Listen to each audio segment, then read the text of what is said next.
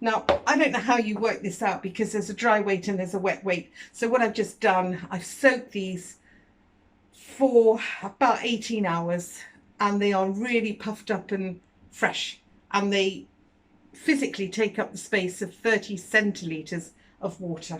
And that's the best I can do for a measurement for you. We're going to grind these. Okay. I'm going to grate some garlic. Now, I'm using a lot of garlic, but if you don't want to use a lot of garlic, then just use one. But Paul and I really like our garlic, don't we? Yeah, we do. So we're going to use a lot of garlic. One of the most important things you do is use fresh, really fresh coriander.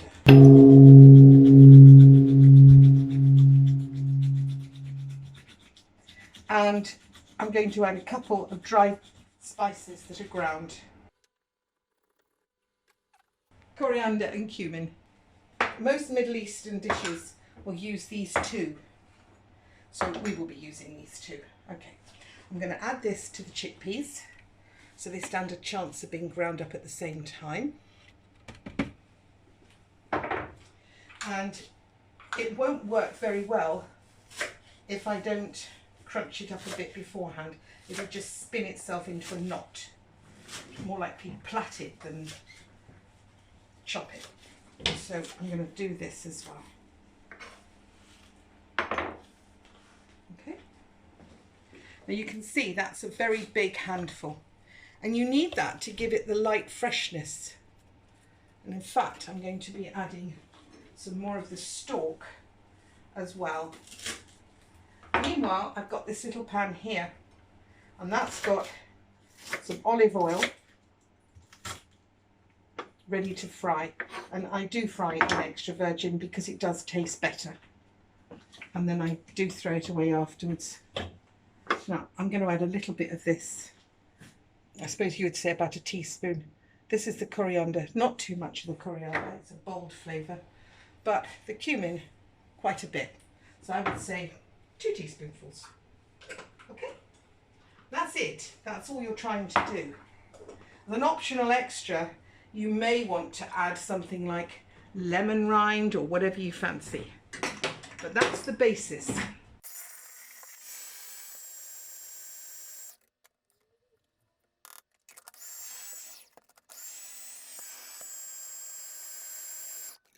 Now, I always think to myself when I use these magical machines, how on earth do people in the Middle Ages make this sort of dish?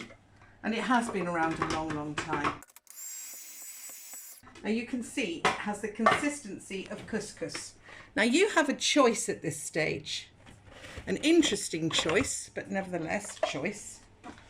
You can do one of two things. You can treat it as it is and fry it in little balls. You can roll it in sesame seed, fry it in little balls, or you can add some baking powder, and that will help it rise and make a less dense ball. If you choose, which you may, to add your baking powder to make it fluffier and light, and most commercial ones are made like that, then what you are doing, you are robbing it of some of its nutrients. Just be aware of that. You may decide that you'd rather do that and have a better flavour and make up nutrients on something else that you eat. That's fine, but it always destroys vitamin Bs. And providing you know that, I don't see any problem, but I'm not going to do that. I'm going to be making them into little balls and rolling them in sesame seed. There's your sesame seed. I'm putting my oil on to heat on, look at my size flame. That's a full flame, and it goes right down to there, but I'm putting it on just hot, but not too hot. Okay? And I'm putting the sesame seeds on the plate. I'm taking some of the falafel mixture and I'm squeezing it. Well, you see, it's It's not binding, Paul. It should bind. So today we are making the variant, and we're putting this in, and to hold it together we're going to break an egg in it,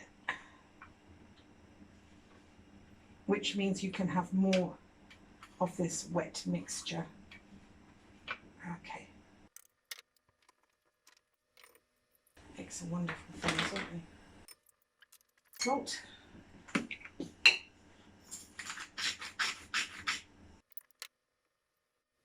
Right, that's held together.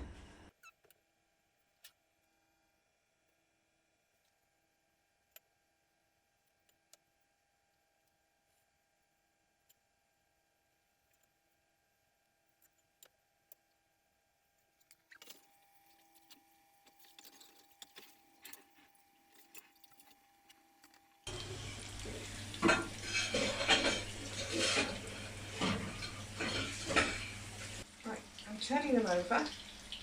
So these are not really falafel, but they'll be tasty, nutritious, but I need to find out why my chickpeas didn't do what they should do, which is hold together. So I shall be back on that recipe, but these will be sort of rather nice, I think. They're crispy as well. By putting the coating on them, they come out very crispy. So I suppose it's just an exercise in how to save a recipe when it's going terribly wrong. But food for thought. We'll crisp that side, we'll put them to the side, and then we can have them as snacks. So I'm just going to lift them out and put them on some paper to drain. They do smell like falafel, they look like falafel, but we do seem to have a little bit of a problem in that gluing them together. The egg fixed the problem, but it's not supposed to be there because they are supposed to be a vegan thing, and they've ended up a vegetarian thing.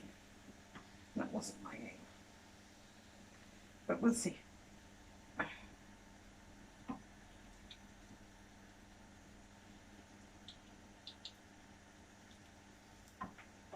Turn that off, and there you are.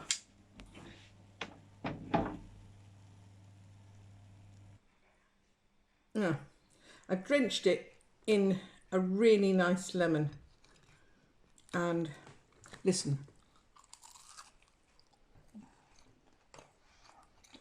look, it's an unconventional recipe, but these are the best I've ever had. It's so moist, so zesty. The parsley is just so lively, and it's so crisp. Those are not soggy little dense things out of packets in the supermarket. These are incredible. But that was very fresh parsley. Coriander? Yeah, oh, it was parsley. Was it? Did I say coriander all the way through? Yes. I've got that entirely wrong. I'm so sorry.